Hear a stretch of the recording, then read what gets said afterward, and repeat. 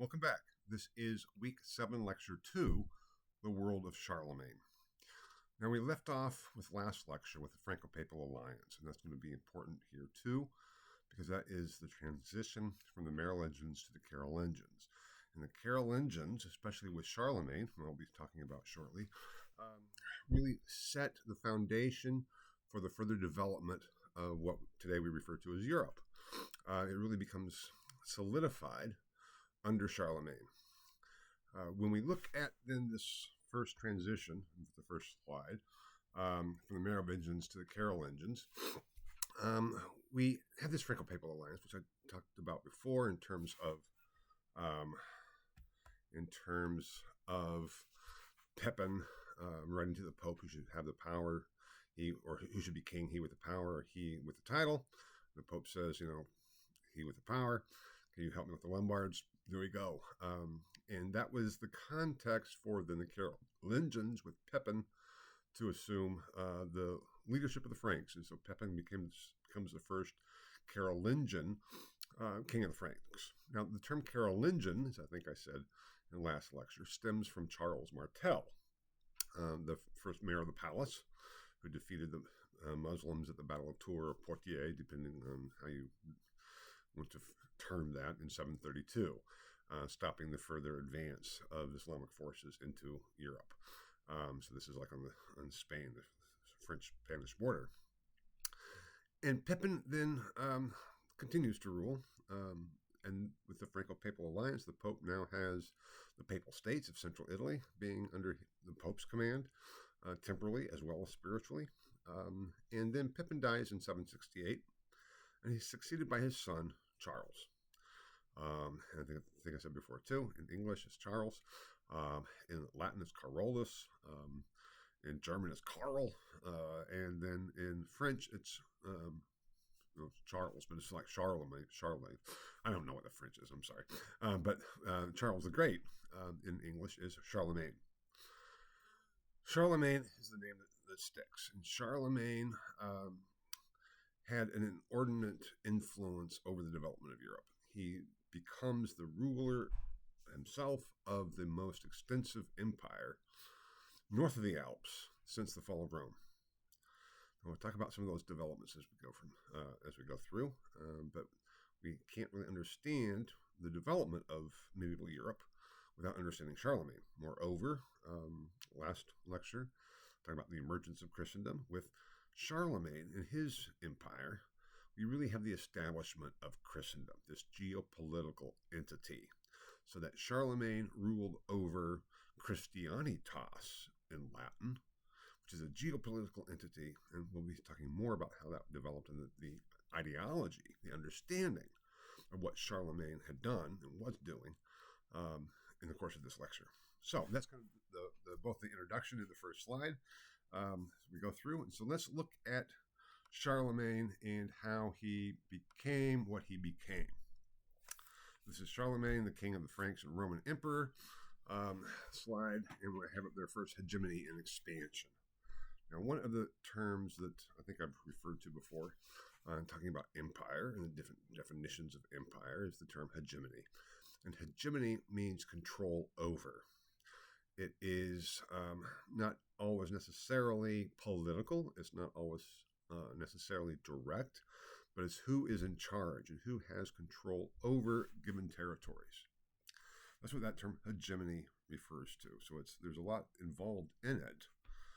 So it's a useful term to refer to various ways of control. And when it comes down to it, that's what it is, control. Now, one of the things that Charlemagne did, too, is continue to expand the Frankish realm. To keep in mind, as I talked about a little bit last time, this is still a personal empire. This is still the reign of the Franks, and this is Charlemagne's personal empire. And the Franks, as I think I talked about with Gregory of Tours, were kind of a bloodthirsty bunch. And Charlemagne was not necessarily anything different. There are stories that he conspired to get rid of his brother because Pepin had two sons, Carloman and Charles.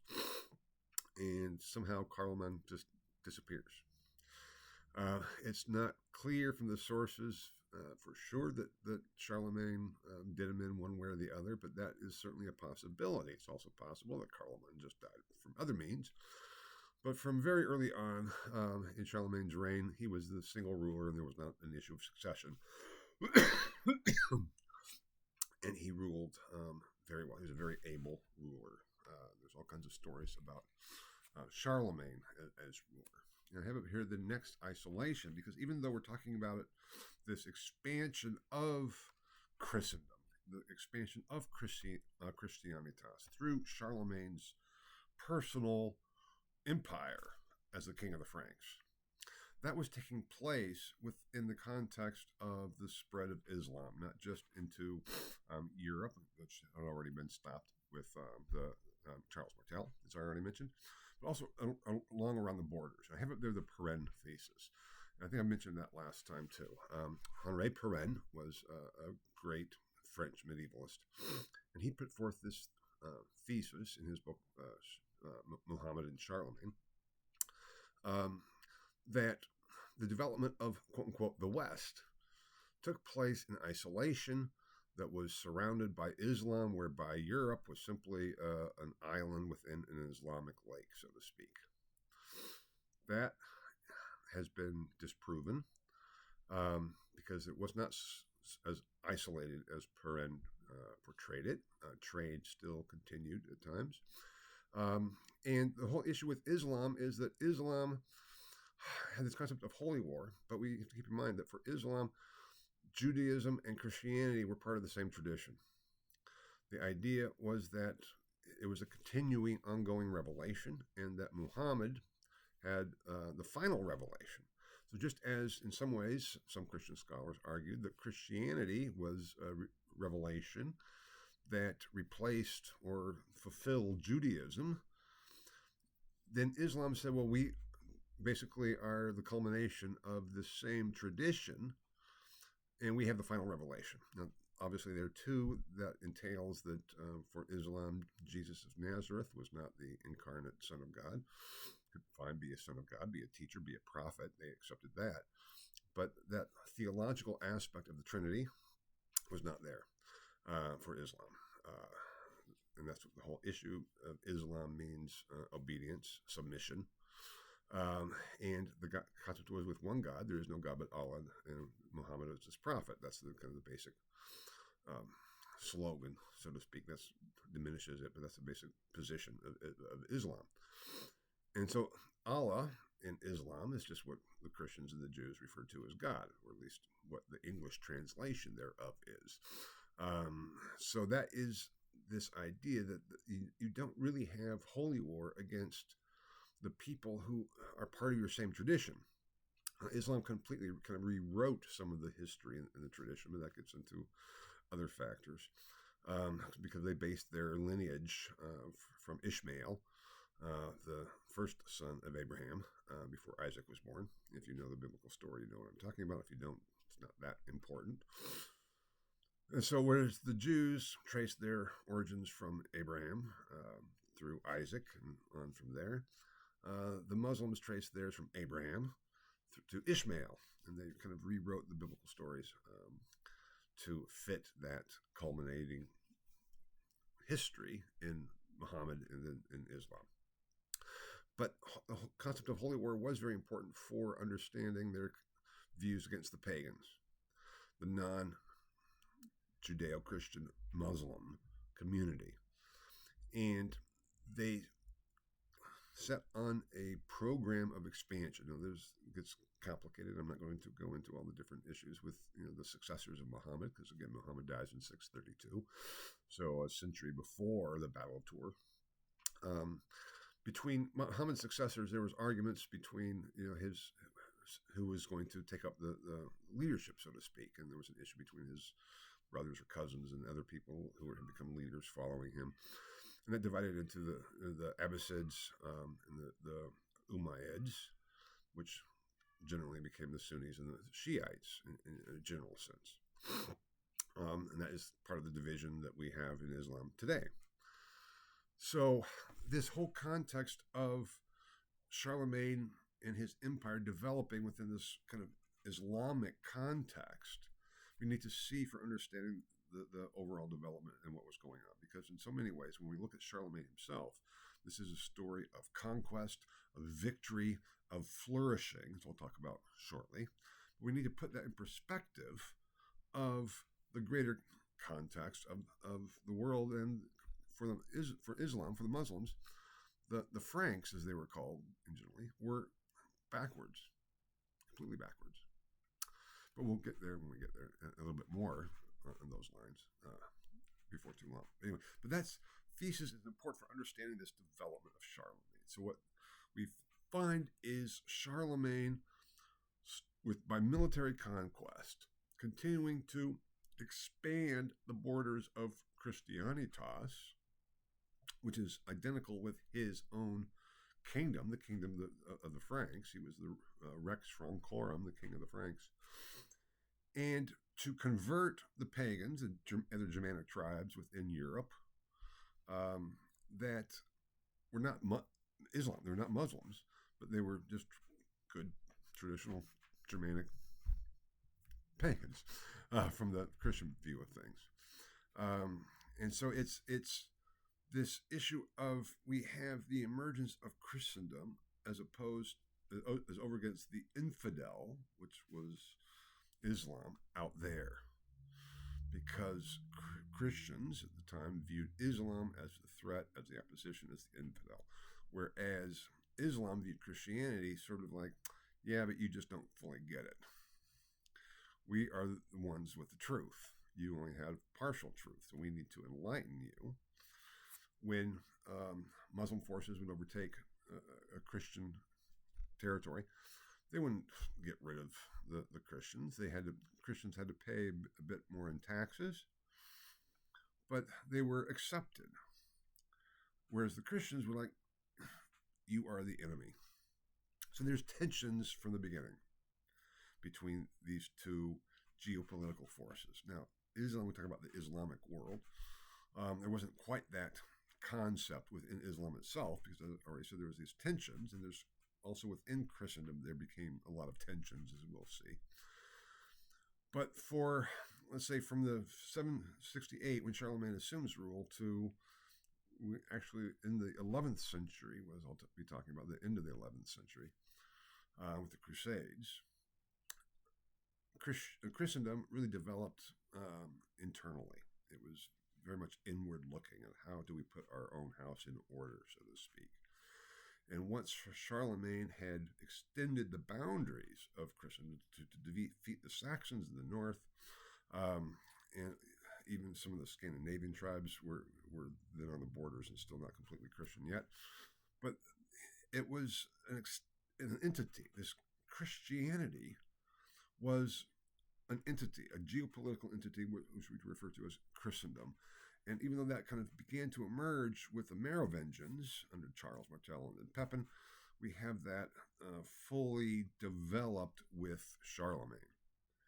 And for our understanding of the mentality of Europe, from this point on, we need to understand that kind of mentality that was emerging in the course of this late 8th, early 9th century, as Charlemagne assumes rule and then establishes his hegemony over his own territories.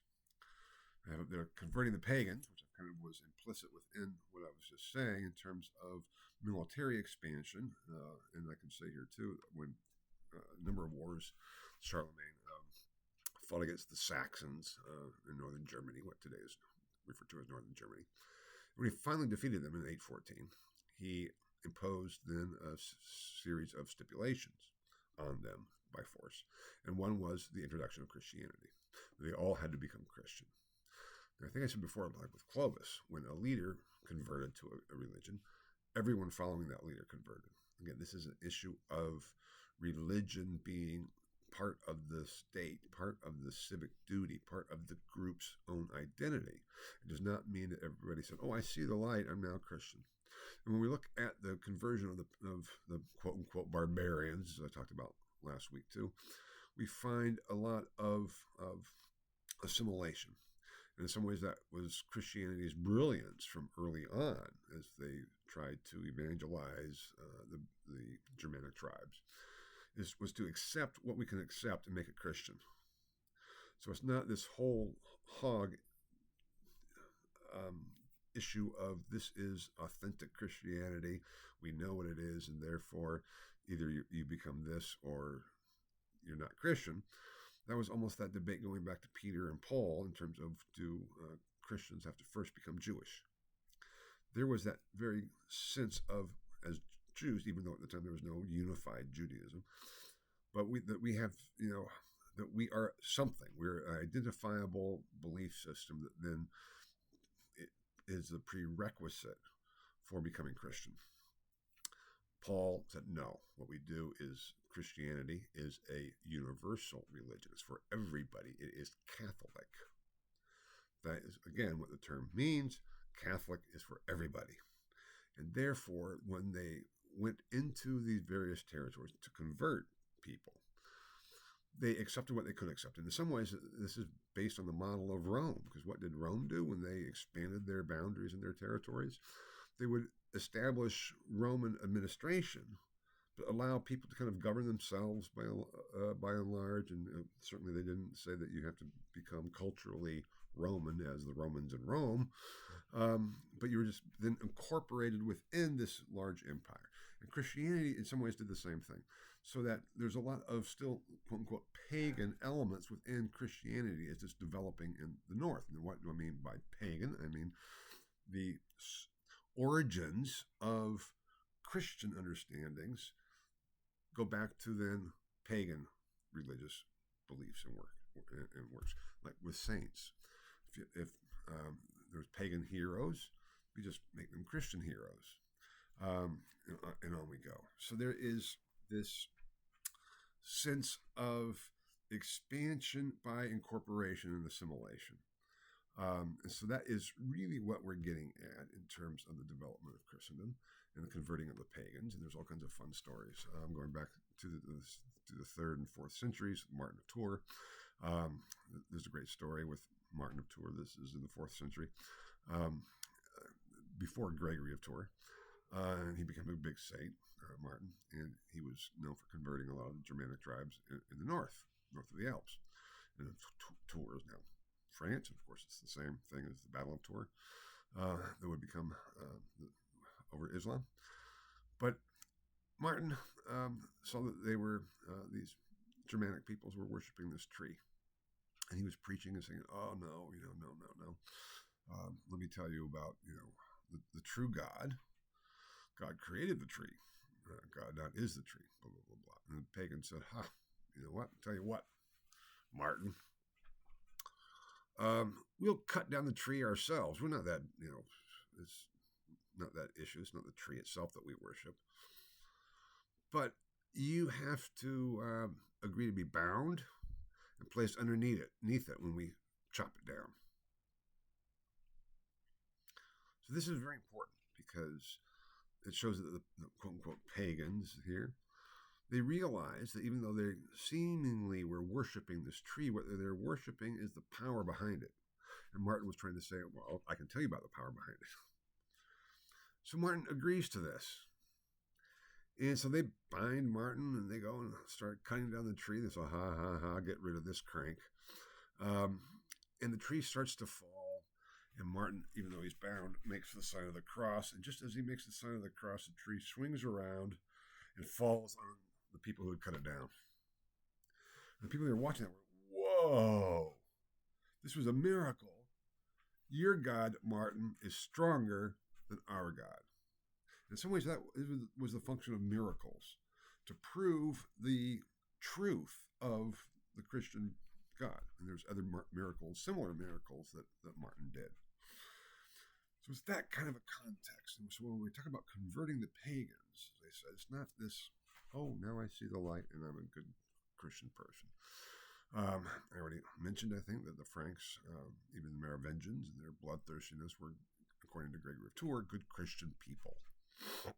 We can say from our perspective today whether that was true or not, But I guess that what is Christianity? Is it a series of morality and how you live your life, or is it an issue of truth? That gets into theological issues that I'm not going to deal with here.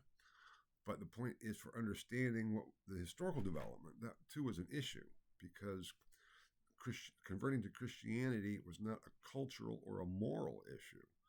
It was simply an issue of worship and doctrine. And the doctrine at this time, Christian doctrine at this time, was underdeveloped. It was still in the process of being determined. And as I think I said early on, going back to the Council of Nicaea, until a doctrine is officially defined, it is debatable and it is acceptable. It only becomes heresy when it's proclaimed as heresy by a pope or a council, usually both. So that is what we're dealing with. Even in the late 8th century, the development of Christian doctrine was pretty rudimentary. And so you could convert without having to, say, and I believe X, Y, and Z. Theoretically or implicitly, you accepted the Nicene Creed. That doesn't mean you understood it all or really cared about it that much. So what it meant as a pagan to convert, as I think I've said before, you go through baptism and you go to Mass. Even as the Christians then tried to make it understandable and acceptable to pagans by Christianizing as much of pagan culture as they could, by adopting it and just making it Christian concepts and symbols rather than pagan. It wasn't like you have to get rid of all of that. That was even like with the Christmas tree. The Christmas tree is a pagan symbol, the tree. But it became adopted by Christianity as a symbol of life, an everlasting life, because Christmas tree is an evergreen. So that is and it's just one example of this assimilation of Christianity, of pagan symbols and rituals as they are trying to convert. And the same basic approach applies today. If we look at the evangelization of Africa, it's the same thing. We accept African culture and religion and we just try to make it Christian. We make Christianity fit. And this is when I argued or posed the question earlier on, did Rome become Christian or did Christianity become Roman? I said it was both. That same issue applies to every realm of conversion that we can look at. It's a two-way thing. Christianity becomes Germanic. Christianity becomes African. Christianity becomes whatever, as well as vice versa. So it's that process and a cultural assimilation. That's what we need to understand, what was going on within Charlemagne's territory as he is trying to expand the boundaries of his rule as the Rex Francorum, the king of the Franks, which was synonymous with expanding the boundaries of Christianitas, or what we will be calling Christendom, as a geopolitical entity defined by the boundaries of Christian worship. That's going to be a very important concept to have in mind. So how did he go about doing this, aside from military conquest? And how did he actually govern his empire, which I said already was the most extensive empire in the West under one person since Rome? Well, I have up here on the slide instruments of rule. 3 points here, and there are more, but these are the major 3. 1, he established an office called the Missi Dominici. This office, Missi Dominici, just means those sent of the Lord. Basically, these were ambassadors. They had vicar power in terms of being able to function in place of the emperor to a little degree.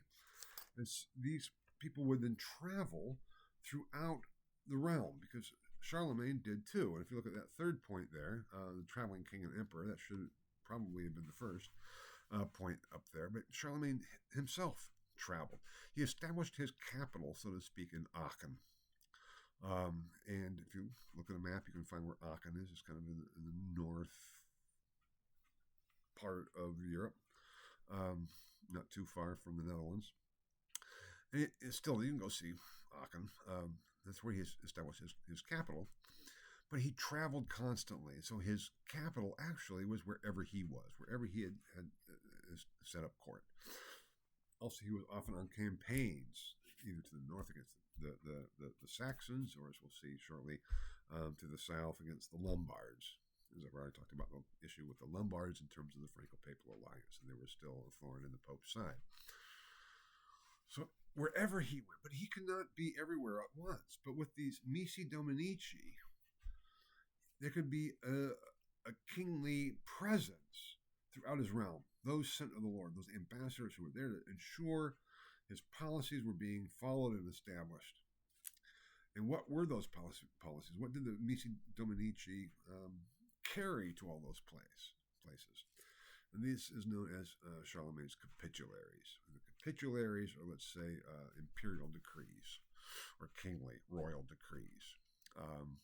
And we have a lot of these, not all of them, but we have a lot of them. I mentioned in terms of the Saxons, when he finally defeats the Saxons in 814, there's a capitulary on the Saxons, which stipulates the terms of their defeat, which includes accepting Christianity. And so there's also a famous capitulary called De Vilis on estates. And this is a detailed document that goes through, if the king comes through here, an estate is, a piece of land. We'll be talking about the feudal system next lecture, I think it is, in basic structures of Christendom. So this is almost like a pre-feudal understanding, but I'll talk more about that next week. But it is an area of land that an estate that grew agriculture. We're still in an agricultural economy. With probably a city or a village, and so it's not just the field; it's also the city or the town or the villages where the people lived and worked, who worked on the field to provide the wealth. And it's like, okay, if Charlemagne or if the king comes through here, you people who are in charge of this estate have to host him, and this is what you have to have on hand. These are the supplies that you have to have for the eventuality that Charlemagne comes through here and needs to be put up, so to speak. It's an extensive list. It's like, whoa. They had to have a lot of food, supplies, wine on hand for Charlemagne. And it had to be ready because, of course, there's no mail, there's no email, there's no telegrams, there's no telephone. You would only know that Charlemagne was coming. Maybe if you heard, a messenger might be sent, but that was about it. And so these Missi would also go through and look at, this is the policy, and how many of these estates are following this policy? How many are actually ready for Charlemagne's arrival? Because we don't want to have those issues. So that's just on a very practical level. The Missi would do that, but also in terms of laws of the realm. The Missi could go and function as judges, often in place of Charlemagne, because the king, keep in mind, is the ultimate judge. So if there is a problem, if there's a legal problem, minor problems, Bob stole my cow, that's never going to make it to the emperor. But if there is, let's say, a leading family figure who is causing problems with another noble, either noble, for lack of better terms at this point, nobles. Technically, we could call them ministeriales, but that's another issue, a more technical term. If you look at them as nobles, if there is this high-level conflict, legal conflict over rights or privileges or whatever, that would go all the way up to the king, and the king would have to settle those issues. So cases that were reserved for the king, the Missi still would probably have to reserve for the king, but most others they could solve for Charlemagne, and they had that imperial, before he's emperor, that royal authority to establish justice, because this is what this is all about, the administration of justice and the justice system in the world of Charlemagne, under Charlemagne's rule, the Carolingian rule. So this was this network of Missi with the capitularies, written documents, a lot of which we have, and then constant travel to make sure that everybody knew that Charlemagne might be coming through, and that if Charlemagne's not coming through, the Missi might be coming to check up on you to make sure everything's there. So there's this both a centralization of authority and power, but with the establishment of a network under Charlemagne's authority. That is a development in political, legal administration of a kingdom, of a realm. And that is one of the things that Charlemagne did, and one of his brilliance of his ability to govern his realm that was so extensive, all the way from Spain and the borders with Islam in the west to the borders of, after the Saxons defeated, basically borders of Scandinavia in the north, and the borders of Papal States, as we'll talk about shortly, in the south, and Italy. So it's an extensive realm, and Charlemagne has to govern it all. And it is an extensive realm made up of very different and numerous different ethnicities. And that means also different identities. Now, even when I first went to Germany as a graduate student and was part of this Fulbright program and was in a language course, one of the things we had to do was go and talk to some German students. We had to kind of ask them, what do you identify with first and foremost? Do you identify with your local region or with Germany? Are you primarily a Bavarian or a Prussian, or are you German?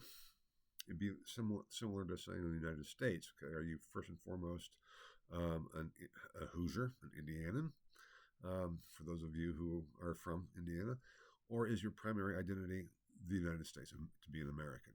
And I think my general sense is that here, even today, the overarching theme or concept of identity, what binds all these different states and different cultures and peoples together, is this concept of being an American. We're all Americans. That is a very new development. And for the Germans, even, this goes back a lot of years, to the 1990s, the Germans, it was the other way around. They all said, no, I'm a Bavarian, or I'm a Prussian, or I'm a Hessian, from the Hesse region, or whatever different region they're from, their kind of locality, or I'm a Saxon. The different localities was their primary means of identity, of cultural, ethnic identity.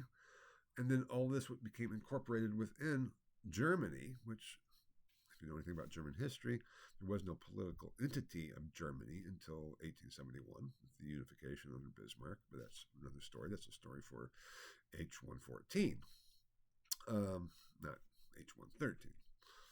So my point here is that trying to hold together these various and diverse cultures and ethnic groups and identities was a difficult task.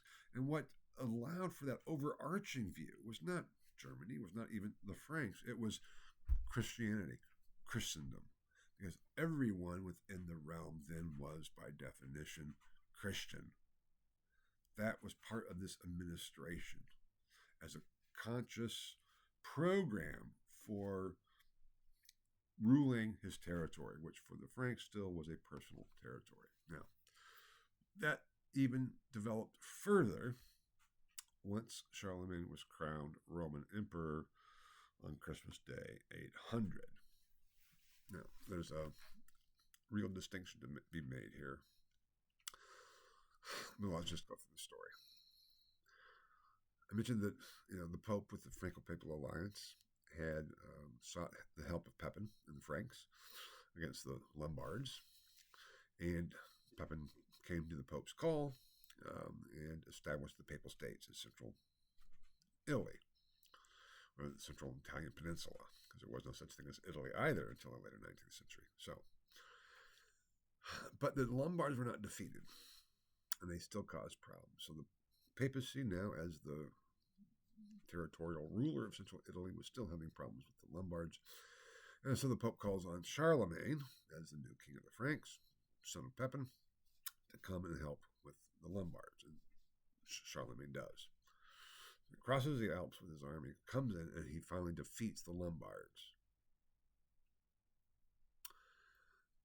The Pope is so grateful. The Lombards are in the north, and after defeating the Lombards, he goes back to Rome before heading back north, that on Christmas Day at Mass, the Pope crowns Charlemagne Roman Emperor. Please note, he was not crowned Holy Roman Emperor.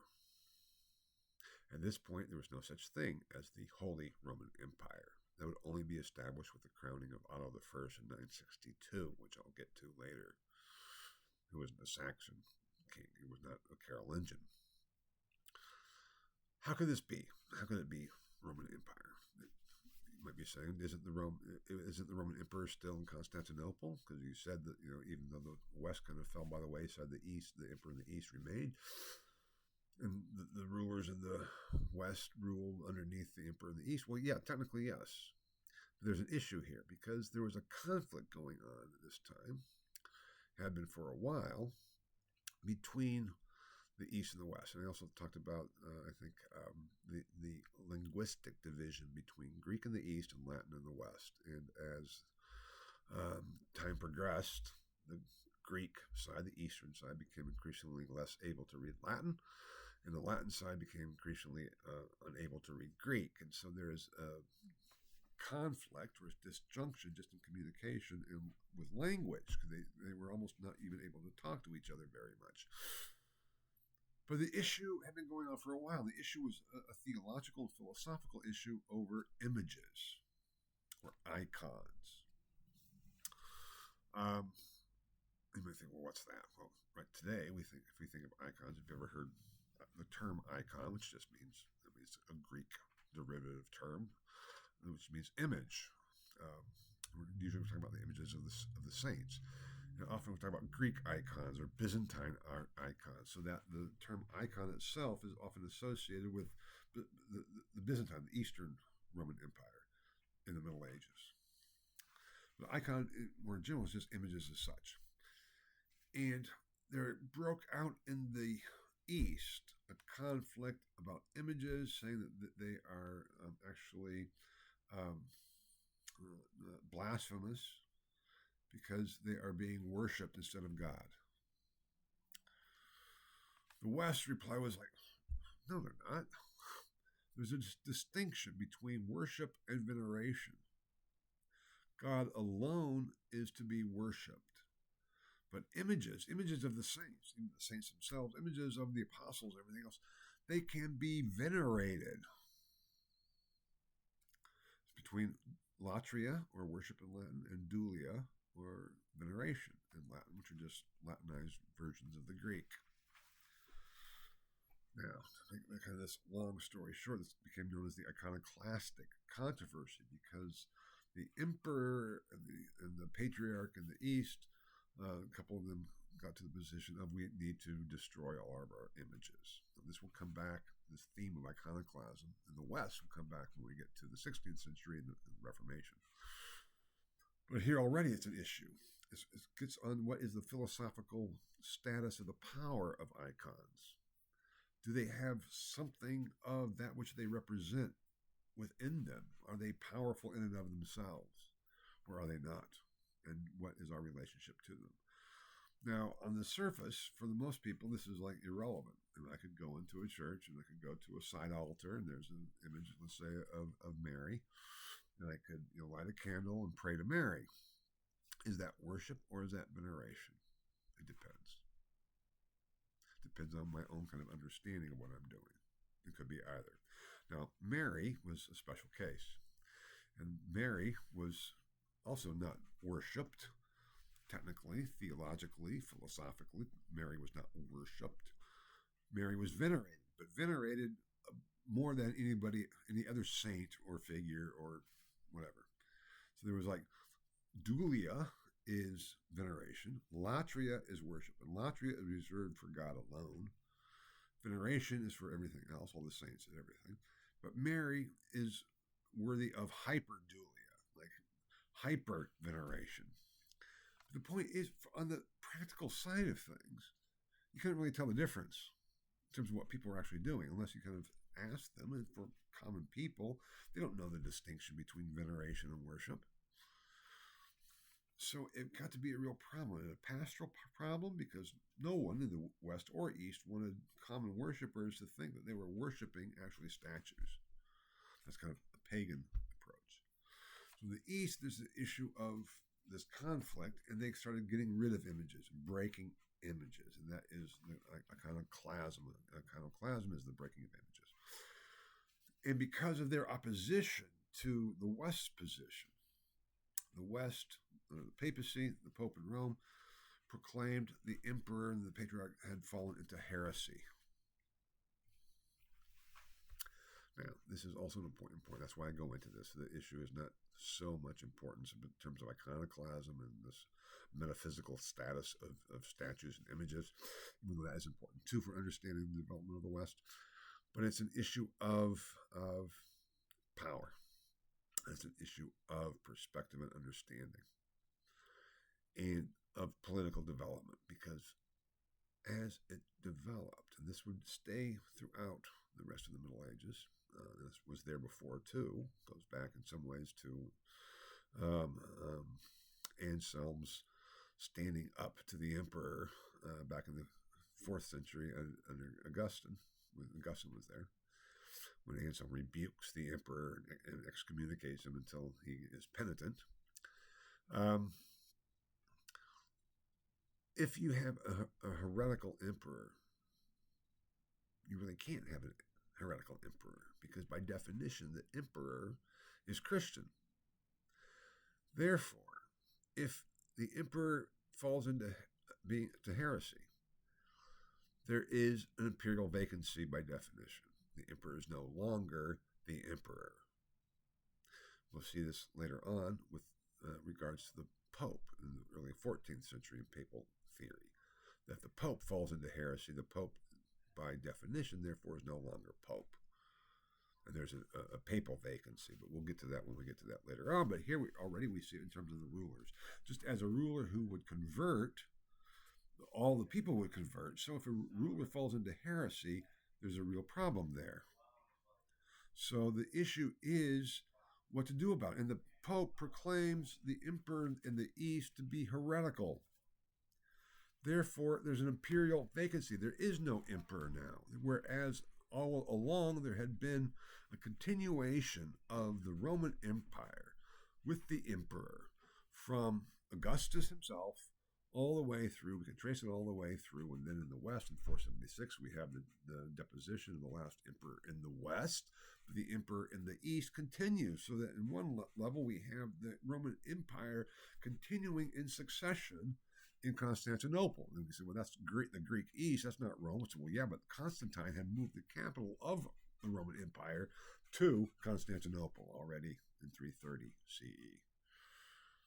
So all of a sudden, in the minds of the people at the time, the emperor is there. Now, even if the emperor was far away and not really much of a factor in the West, conceptually it was there. So once that emperor falls into heresy, there is no emperor. That cannot be. So the Pope then said, we have to come up with a new emperor, and it falls to me to proclaim that. Yeah, this is something called the translation of the empire, the Translatio Imperii.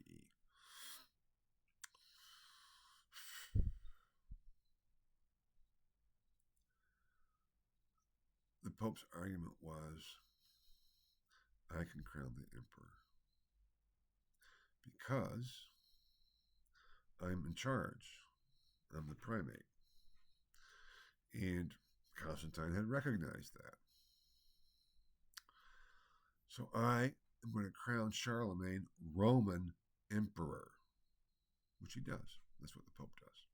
Crowns Charlemagne Roman emperor for preserving the papacy's rule in central Italy, defeating the Lombards. He's a Christian emperor because there is an imperial vacancy in the East. Yeah, that's an important distinction to make, because the mentality at the time was, this is just the continuation of Rome. Now, looking at it historically, it's like there's, even though Charlemagne's empire was extremely impressive, there's no real comparison with Rome. Of course, this is 800, so this is already 400 years, or at least 300 years after the deposition of Romulus Augustulus in 476, 324 years. So there's been a lot of development, but we're talking about understanding, we're talking about identity, we're talking about ideology, all of which are the same, basically. And that was what was going on.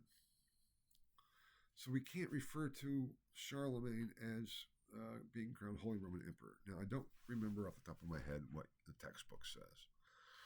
But please, here too, take my word for it, just as I exhorted you to do with Augustine having been born in Hippo, and not as the textbook says in Carthage.